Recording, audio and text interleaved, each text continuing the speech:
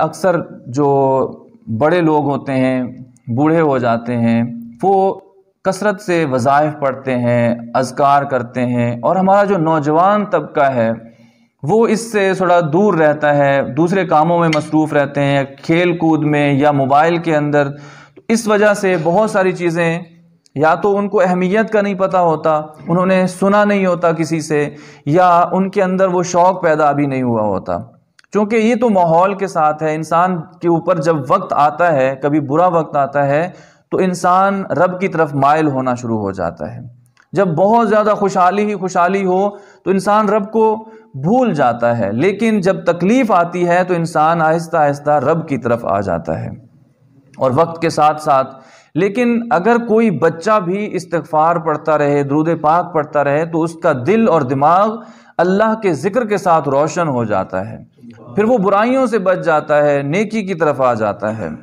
تو استغفار پڑھنا یہ بہت فائدے کی چیز ہے. اللہ تعالیٰ فرماتا ہے وَسَارِعُوا إِلَىٰ مَغْفِرَةٍ، مغفرت کی طرف آؤ. اب مغفرت جو ہے دل کے ارادے کا نام بھی ہے، زبان سے استغفار کرنے کا بھی ہے. اگر ایک بندہ استغفار کرتا ہے، اللہ سے معافی مانگتا ہے، پھر وہ گناہ کر لیتا ہے، پھر وہ استغفار کرتا ہے، پھر گناہ کرتا ہے، پھر استغفار کرتا ہے، تو یہ جو استغفار کرنا ہے یہ تو اس کو توفیق مل رہی ہے، یہ بھی رب کی ایک رضا ہے کہ اس کو توفیق مل رہی ہے کہ پھر بھی وہ استغفار کر لیتا ہے. لیکن اگر انسان یہ سوچے کہ میں تو گناہ کرتا ہوں، پھر مجھ سے میں استغفار کرتا ہوں، تو اس استغفار کا تو فائدہ ہی نہیں ہے.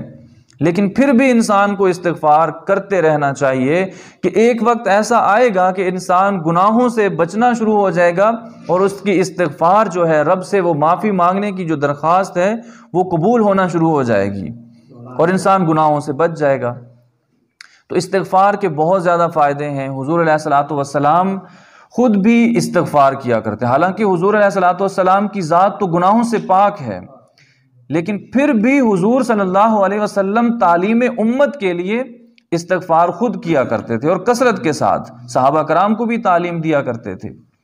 تو استغفار کرتے رہنا چاہیے اور اس کے بے شمار فائدے بھی ہیں. ایک تو یہ ہے کہ انسان کا دل اور دماغ معطر ہوتا ہے، گناہوں سے انسان بچنا شروع ہو جاتا ہے اور انسان کی دعائیں قبول ہونا شروع ہو جاتی ہیں.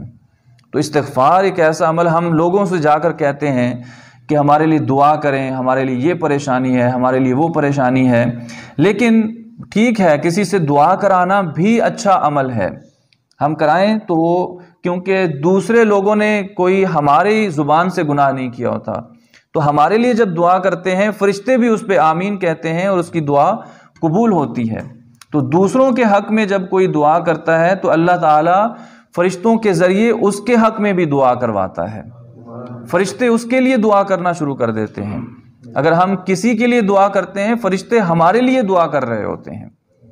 حضرت امام احمد بن حنبل رحمۃ اللہ علیہ، ان کے بارے میں سب جانتے ہیں، بہت بڑے امام، فقیہ، محدث گزرے ہیں، اور ان کے شاگردوں میں حضرت امام بخاری جیسے شاگرد موجود ہیں، بہت بڑے امام گزرے. ان کا ایک واقعہ ذکر کیا جاتا ہے کہ امام احمد بن حنبل رحمۃ اللہ علیہ نے ایک سفر اختیار کیا، اور سفر کرتے کرتے اکثر لوگوں کی عادت ہوتی تھی کہ کسی مسجد میں رات گزار لیا کرتے تھے.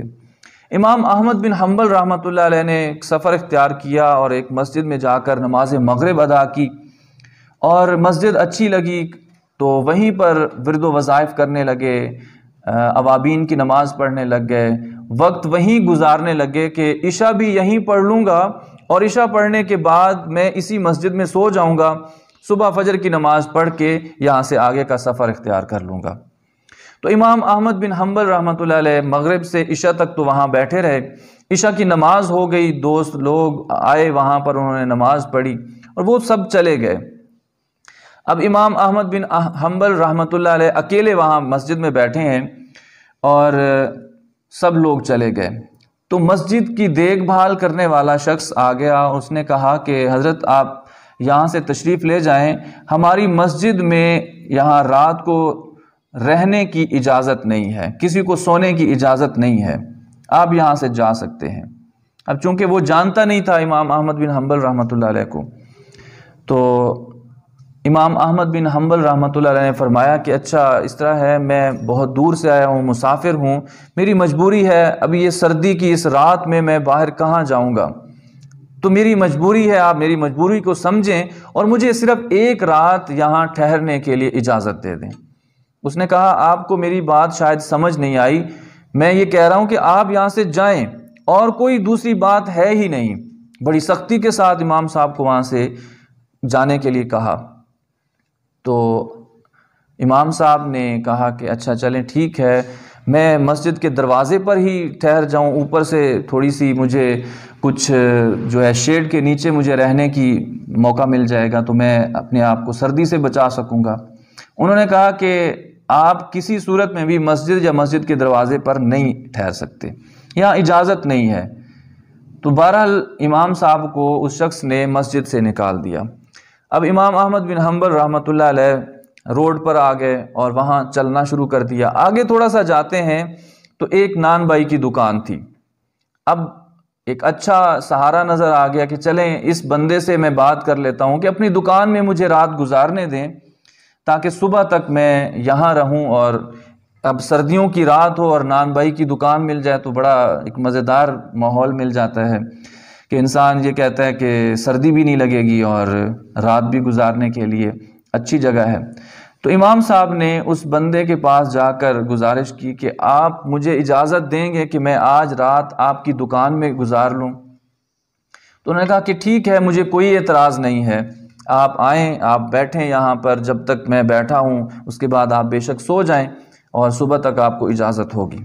تو امام صاحب بڑے خوش ہو گئے کہ چلیں اچھا ٹھکانہ مل گیا، وہاں مجھے مسجد میں سردی بھی لگ سکتی تھی لیکن یہاں سردی کا تو کوئی ڈر خوف نہیں ہے مجھے۔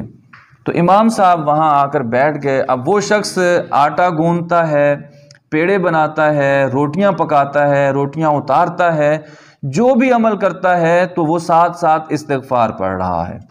امام صاحب کو بڑا اچھا لگا، پوچھا کہ بھائی آپ اتنا کثرت کے ساتھ استغفار کیوں کرتے ہیں؟ حالانکہ جانتے تھے، امام تھے، محدث تھے، انہوں نے بہت حدیثیں بھی اس پر پڑھی ہوں گی، سنائی ہوں گی۔ تو اس سے جب سوال کیا تو اس نے کہا کہ اس کے مجھے بہت زیادہ فائدے ملتے ہیں۔ سب سے بڑا فائدہ یہ ہے کہ میری ساری دعائیں قبول ہو جاتی ہیں، میں مستجاب الدعوات ہو گیا ہوں۔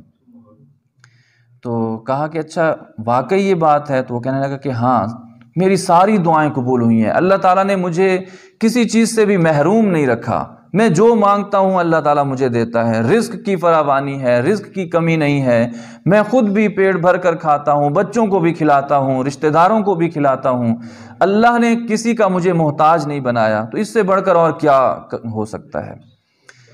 تو امام صاحب نے کہا کہ اچھا اتنی آپ کو بھروسہ ہے استغفار پر؟ وہ کہنے لگا کہ ہاں، میں جو بھی دعا مانگتا ہوں میری قبول ہوتی ہے، لیکن ایک دعا ایسی ہے وہ ابھی تک قبول نہیں ہوئی، لیکن مجھے یقین ہے کہ وہ دعا بھی ضرور قبول ہوگی۔ کہا وہ کون سی دعا ہے جو ابھی تک قبول نہیں ہوئی؟